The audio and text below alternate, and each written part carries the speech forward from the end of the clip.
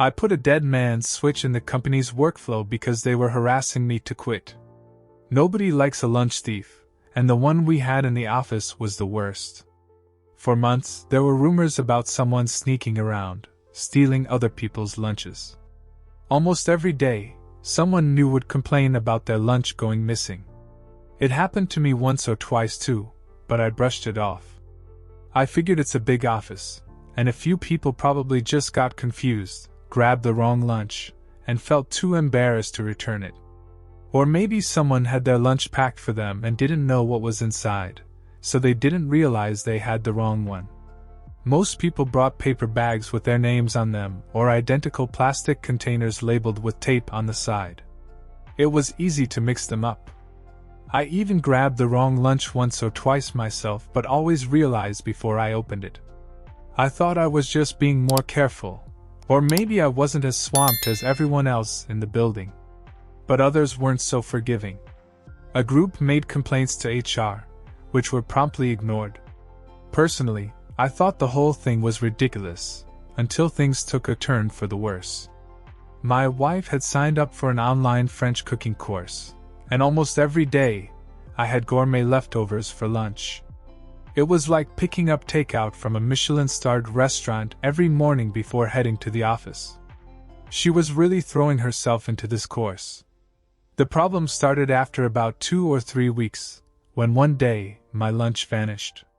Considering the delicious meal waiting for me, I was pretty upset.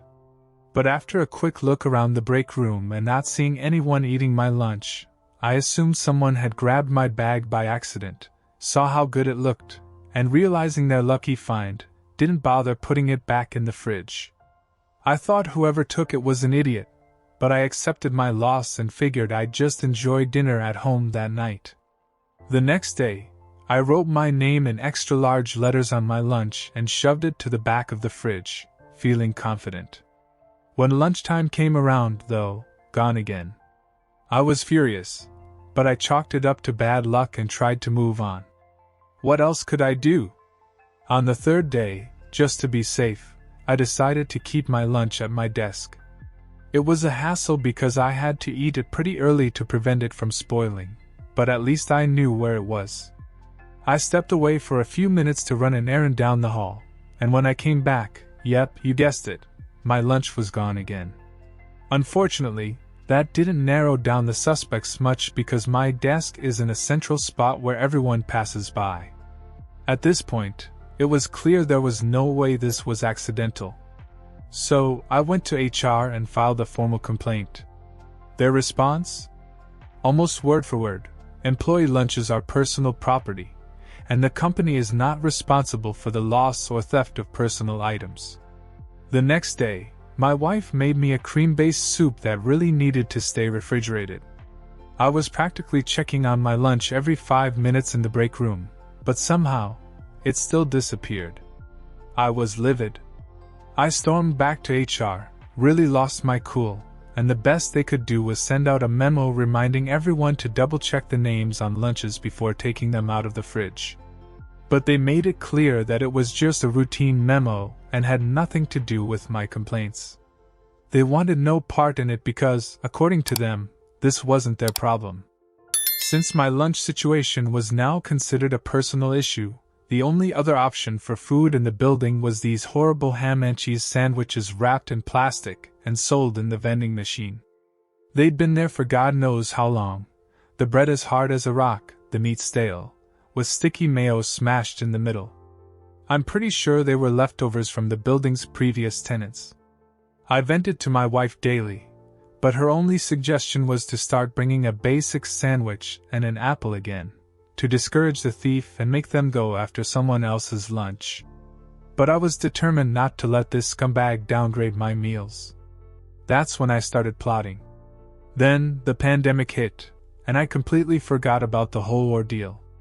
I worked remotely for months and months. Eventually, we returned to the office, and after everything that had happened in the world, this was the last thing on my mind. But on that first day back, as I walked into the break room, frustrated about having to wear a shirt and tie again after months of working in pajamas, sore from my desk chair, and exhausted from talking to people so much, only to find that after months of working from home, returning to the office felt like a bad dream. I had gotten used to enjoying lunch at home without worrying about food thieves. Now, back in the reality of the office, all those old problems came rushing back. On my very first day back, as expected, my lunch disappeared. Frustration overwhelmed me. Nothing had changed. The lunch thief was still at large. And worse, no one seemed to care. The HR department, as always, ignored the complaints, and my colleagues just laughed at the situation. But this time, I wasn't going to let it slide. Not after everything I had endured. It was time to take more drastic measures. That's when I came up with the perfect plan, a dead man's switch, a system I designed during my months of working from home. Basically, if someone took my lunch from the fridge without my authorization, the device would send an alert directly to my phone, while simultaneously activating a hidden camera I had strategically placed in the kitchen. This tiny, camouflaged camera, hidden inside an old coffee can, would be pointed directly at the fridge. I'd have undeniable proof of who the lunch thief was. The next morning, I arrived early at the office and put my lunch in the fridge as usual. It was a simple but tempting meal, grilled chicken with roasted potatoes and a fully loaded salad. I placed it on the usual shelf, activated the switch, and waited. The trap was set. All I had to do now was sit back and wait. Around noon, while trying to focus on work, my phone vibrated. The dead man's switch had been activated. My heart raced. Someone had taken my lunch. I opened the camera app, my hands trembling with anxiety. Who was the thief this time? And there it was. The video started playing. The image of the kitchen appeared on the screen, and, to my surprise, it wasn't just one person. It was 3 people, 3 different employees, 2 of the new interns, and to my shock, the HR manager. The same guy who always dismissed my complaints, downplaying the stolen lunches problem. There they were, pulling out my grilled chicken and laughing like it was a joke. One of them even said, "Joao won't even notice." I felt rage rising inside me. They were mocking me, mistaking my patience for foolishness. And worse, the head of HR was in on it. I had the evidence. I could have gone straight to upper management and put an end to it all, made a scene, exposed them, and watched those miserable thieves pay for what they'd done to me. But in that moment, I decided I wasn't going to do anything, yet. I wanted something more. I wanted them to suffer. And then, I had the cruelest idea, a laxative. The next day, I came to the office with a new plan. I prepared an irresistible lunch, a beef and cheese lasagna with generous layers of bechamel sauce and melted parmesan on top. The aroma was intoxicating, filling the entire kitchen. But the real special ingredient was hidden in the sauce, a massive dose of laxative. I mixed it all in carefully, making sure no one would notice anything unusual. I placed the lasagna in the fridge, activated the dead man's switch again, and sat back to wait, knowing someone would fall into the trap. And I was right. Around 11:30, my phone vibrated again, the same notification. Someone had taken my lunch. I opened the video, and there they were again, the same 3 thieves, splitting up my lasagna like it was a feast. This time, I didn't get angry. I knew what was coming, and the anticipation of my revenge made me smile. By 2 p.m., the first symptom appeared. One of the interns stood up from his desk, his face pale, and rushed to the bathroom. 5 minutes later, the other intern followed. I stayed in my place, quietly observing, trying to contain my satisfaction. The HR manager, the ringleader of the conspiracy, started sweating and adjusting his tie, clearly uncomfortable, and then, he too had to run out. The day just kept getting better. They'd return to their desks after a while, only to rush back to the bathroom again. It was an endless cycle of suffering. The expressions of pain and embarrassment on their faces gave me a dark satisfaction. I knew they were in real agony, and there was nothing they could do to stop the disaster I had caused. As I silently laughed to myself, trying to maintain an outward composure, the situation reached its peak when suddenly, the boss called us all into an emergency meeting. We were seated in the conference room, and I watched as the three thieves squirmed in their seats, struggling to hold back the urge to rush to the bathroom. The scene was hilarious. They were pale, sweating bullets, and their expressions of panic were priceless. I knew exactly what was happening inside them, and the fact that we were trapped in a meeting only made it more delicious. While the boss droned on about some irrelevant topic, I kept a straight face, but inside, I was bursting with laughter. My revenge had been perfect. After the meeting, it was impossible not to notice the miserable state of the three thieves. Their foreheads glistened with cold sweat, their hands trembling, and their stomachs growled audibly with every movement. Everyone else in the conference room was oblivious to what was really happening. But I knew. They knew. What I didn't know was how far they would go to hide what they had done. Still, I kept my composure. The meeting ended, and as everyone dispersed, the three lunch thieves, with looks of shame and nervousness, avoided making eye contact with me.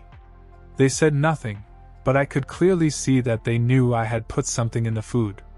It was evident from their constant trips to the bathroom during the meeting and their pale faces, which were enough proof that the laxative had done its job. But the most interesting part was that even though I expected some reaction, an accusation, or a confrontation, I said nothing. They were scared. Maybe they felt too ashamed to admit they had been stealing my food. Perhaps they knew that if they accused me of anything, they would also have to admit to their own actions. And beyond their shame, they feared being fired. They knew that if this came to light, they would be the culprits for months of theft, not me, for having reacted. The days that followed were interesting. The silence was almost palpable. Not a word was said about what had happened the day before, but I knew the tension was there, floating in the air. No one dared to bring up the subject, but the nervous glances from Ricardo, the HR manager, and the interns told me they were watching me, waiting for my next move. Then one ordinary day, when I was in the break room, I placed my lunch in the fridge as usual.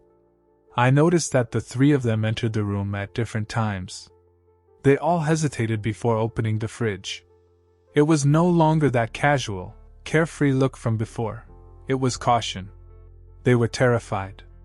They knew that if they touched my food again, whatever was on that plate could be much worse than the laxative. That's when I decided I needed to do something to end this situation once and for all.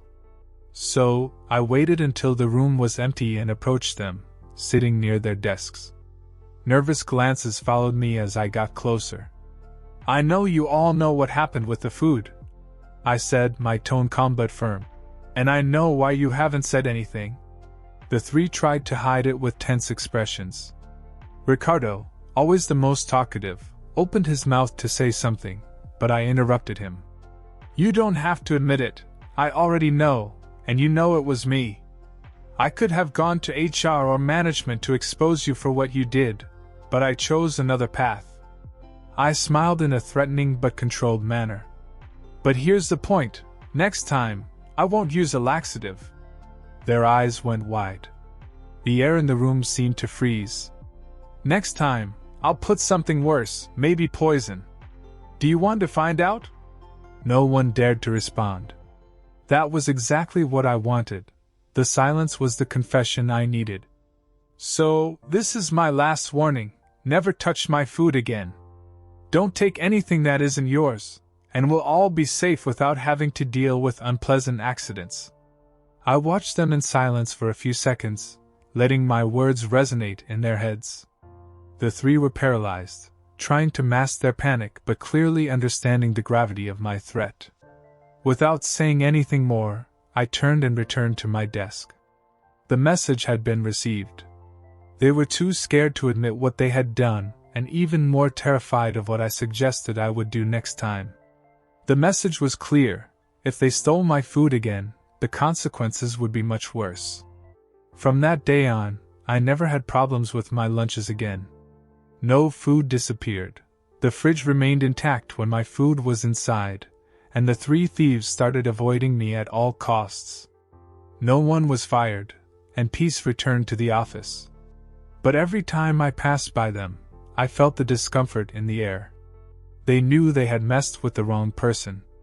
The truth is, I never intended to use poison. That would have been going too far. But they didn't need to know that. The threat was enough to ensure they never dared to touch what was mine again. In the end, what mattered most was that I could finally eat my lunch in peace.